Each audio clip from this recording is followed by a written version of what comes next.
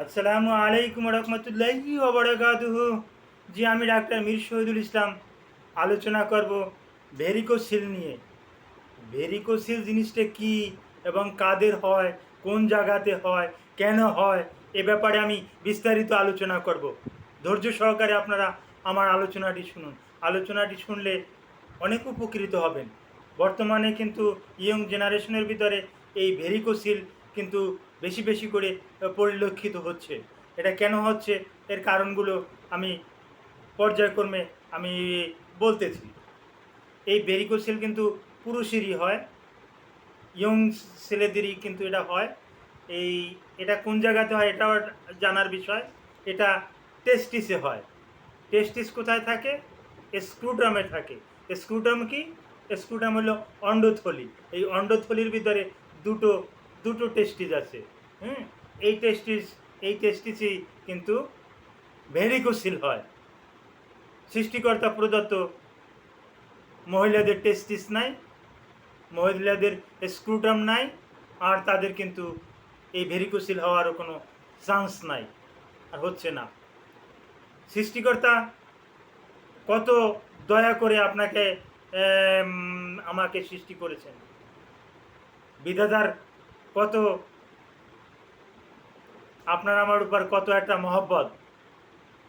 আপনার আমার শরীরের যে টেম্পারেচার, এই টেম্পারেচারের থেকে 2 ডিগ্রি ফারেনহাইট 2 ডিগ্রি ফারেনহাইট কম টেম্পারেচার কিন্তু স্ক্রুটামে। কেন এই 2 ডিগ্রি ফারেনহাইট টেম্পারেচারটা কম কেন? সৃষ্টিকর্তা জানেন। যে বিধাতা আপনাকে সৃষ্টি করেছেন, যে বিধাতা আমাকে সৃষ্টি করেছেন, উনি জানেন যে স্পার্ম বা শুক্রাণু এমন একটা জিনিস যে এটা যদি টেম্পারেচার যদি বেশি হয় তাহলে এটা নষ্ট হয়ে যায়, এটার গুণগত মান আর থাকে না। যার পরিপ্রেক্ষিতে সৃষ্টিকর্তা এই স্ক্রুটাম মানে একটা থলি দিয়ে টেস্টিসটাকে কিন্তু নিচে রাখার একটা ব্যবস্থা করে দিয়েছেন। এই সৃষ্টিকর্তার শুকরিয়া আপনি কী দিয়ে আদায় করবেন বলেন? এই সৃষ্টিকর্তার শুকরিয়া আপনি কী দিয়ে আদায় করবেন যে আপনার এই টেস্টিসটা সৃষ্টিকর্তা স্ক্রুটামের মাধ্যমে নিচে ঝুলন্ত অবস্থায় রেখেছেন। এবারে আসি, ভেরিকোসিলটা কি? ভেরিকোসিলটা হলো টেস্টিস ফুলে যাওয়া, টেস্টিসে ব্যথা হওয়া, টেস্টিসের ভেনগুলো এঁকে বেঁকে যাওয়া,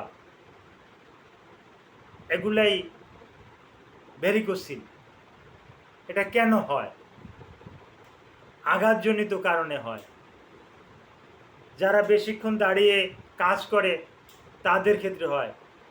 যারা লেকচার দেয়, টিচার, প্রফেসর, তাদের এগুলো একটু বেশি বেশি হয়, লক্ষ্য করা গেছে। যারা খেলাধুলা করে, badminton, volleyball, basketball, football, cricket, তাদের ক্ষেত্রেও এই ভেরিকোসেলটা বেশি বেশি হয়। এটা আপনি কিভাবে বুঝবেন যে ভেরিকোসেল হয়েছে? আমরা চিকিৎসক, আমাদের কাছে কোনো রুগীরা আসলে আমরা ফিজিক্যাল চেক করেই বলতে পারি ভেরিকোসেল। আমরা ফিজিক্যাল চেক করেই বলতে পারি ভেরিকোসিল। অন্য পরীক্ষার আর দরকার হয় না। তারপরও আমরা হাতে যদি আমাদের এটা অনুভব না হয় তাহলে আমরা একটা স্ক্রুটাম কালার আল্ট্রাসোনোগ্রাফি দিয়ে থাকি। এই কালার আল্ট্রাসোনোগ্রাফির মাধ্যমে দেখা যায় যে ভেনগুলো ফুলে গেছে, ওখানে রক্ত জমা আছে, লাল লাল রক্তের পিণ্ড ওখানে প্রচুর পরিমাণে জমে গেছে। এই রকমের রক্ত জমে যাওয়াটাকেই আমরা ওই ভেরিকোসিল বলি। টেস্টিসের মূলত চারটে কাজ। একটা কাজ হলো টেস্টোস্টেরন নামক একটা হরমোন উৎপন্ন করা। মনে রাখবেন, চারটে কাজ আমি বলতেছি। টেস্টোস্টেরন হরমোনটা উৎপন্ন করা। টেস্টিসের আর একটা কাজ হাড় থেকে আর্টারির মাধ্যমে অক্সিজেনযুক্ত রক্ত বহন করা। নাম্বার 3, ভেইনের মাধ্যমে বর্জ্য রক্তগুলো আবার হৃৎপিণ্ডে ফিরিয়ে দেওয়া। আর একটা আছে, একটা ভাস ডিফারেন্স নামে একটা পার্টস আছে, এটার মাধ্যমে স্পামটা ইজাকুলেশনের মাধ্যমে শরীরের বাহির করে দেওয়া। তো ভেরিকোসেল হলে ক্ষতিটা কি? হ্যাঁ, ভেরিকোসেলের ভাগ আছে। আলট্রাসোনোগ্রাফিতে আমরা দেখি গ্রেড 1, গ্রেড 2, গ্রেড 3। তো গ্রেড 1-এর কোনো সমস্যা নাই, এটা আস্তে আস্তে করে কিছু নিয়মকানুন যদি মেনে চলে, সে যদি খেলাধুলা না করে, সে যদি স্থিরভাবে থাকে, সে যদি টাইট প্যান্ট না পরে, তাহলে কিন্তু টাইট আন্ডারওয়্যার যদি না পরে, তাহলে এটা এমনিই কিন্তু ঠিক হয়ে যাবে। কিন্তু সমস্যা গ্রেড 2 হলে, গ্রেড 2 হলে কি সমস্যা? গ্রেড 2 হলে, গ্রেড 3 হলে আপনার সমস্যা, আপনাকে মিলিটারিতে চাকরি দিবে না, বাংলাদেশ সেনাবাহিনীতে, আর্মিতে আপনাকে চাকরি দেবে না। মেডিকেল বোর্ড, আর্মির মেডিকেল বোর্ড আপনাকে ঠেকিয়ে দেবে, তখন আপনাকে চিকিৎসা করতে হবে।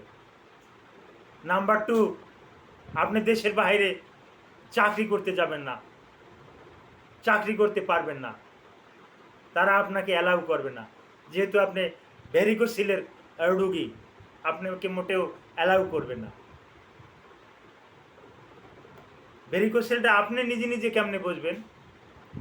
আপনার অন্ডথলি অর্থাৎ স্ক্রুটাম এক সাইড, ডান সাইড বা বাম সাইডে, বেশিরভাগই আমরা লক্ষ্য করি বাম পাশে বেশি হয়। তো বাম পাশে হাত দিলে কেঁচোর মতন, কৃমির মতন হাতে লাগবে, মনে হবে ফুলা ফুলা, রগ কিছু দড়ি কিছু পুকিয়ে আছে, পেঁচিয়ে আছে, এরকমের অনুভব হবে এবং প্রচণ্ড বেদনা করবে। একটু খেলাধুলা করলে প্রচণ্ড ব্যথা করবে, একটু দৌড়ি করলে, দৌড়ঝাঁপ করলে আপনার প্রচণ্ড বেদনা করবে, যেটা আপনাকে যার হয়েছে সেই জানে, অন্য কেউ এটা জানে না। হ্যাঁ, বিশেষ করে আমি বলে থাকি ডেলিভারির পেইন যে কি একটা পেইন, হ্যাঁ, এটা মা বোনরাই জানে, অন্য কেউ জানে না। কারণ অন্য কারো তো, আপনি পুরুষ মানুষ, আপনার তো হয় না। আর ভেরিকোসিল আপনার হয়েছে, এই ভেরিকোসিলের যে কি পেইন, হ্যাঁ, এটা আপনি জানেন, এটা আবার মা বোনরা জানে না। এক একজনের এক একটা ডিফারেন্স আছে, আছে, ভাগ আছে, যার জ্বালা সে জানবে, অন্য কেউ জানবে না। তো নাম্বার 2-তে হলে আপনাকে ওই আগেই বলেছি, আপনাকে মেডিকেল বোর্ড আপনাকে অ্যালাউ করবে না, ডিফেন্স অ্যালাউ করবে না, আপনি দেশের বাইরে যেতে পারবেন না। এই আর হাতে বাজবে, ফুলা লাগবে, এবং আপনি কিন্তু ইনফার্টিলিটি হয়ে যেতে পারেন। আপনার সিমেন্ট কাউন্টটা কিন্তু ভালো আসবে না। আপনার সিমেন্ট কাউন্ট করলে, সিমেন্ট অ্যানালাইসিস করতে গেলে আমরা দেখি যে অলিগোস্পার্মিয়া, অর্থাৎ আপনি বাবা নাও হতে পারেন, অলিগোস্পার্মিয়া থাকবে। হ্যাঁ, যার পরিপ্রেক্ষিতে এই অলিগোস্পার্মিয়ার হাত থেকে আপনাকে বাঁচতে হলে আপনাকে চিকিৎসা কিন্তু করতে হবে। তো চিকিৎসার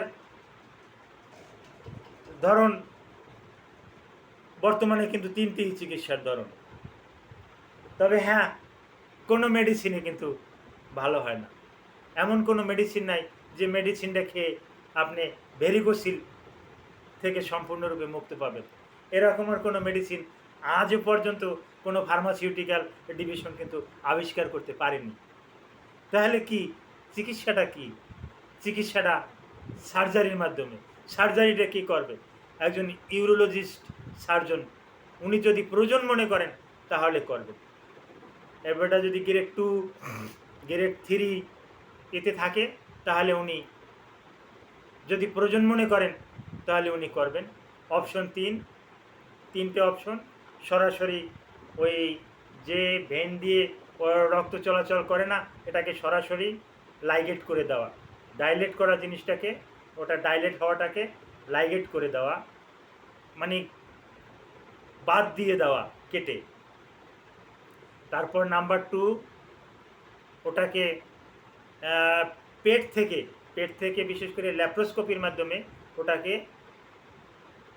একটা একটা করে লাইগেট করা, একটা একটা করে বেঁধে দেওয়া, এরকমের অপশনগুলো আছে বর্তমানে। তো কোনো রকমের ভয়ের কারণ নাই। যাদের ভেরিকোসিল গ্রেড 2, গ্রেড 3, তারা অবহেলা করবেন না। তারা ওই ইউরোলজিস্টের শরণাপন্ন হবেন। ভালো মানের ইউরোলজিস্ট, তারাই এর চিকিৎসা করবে, অন্য কেউ না। ধন্যবাদ।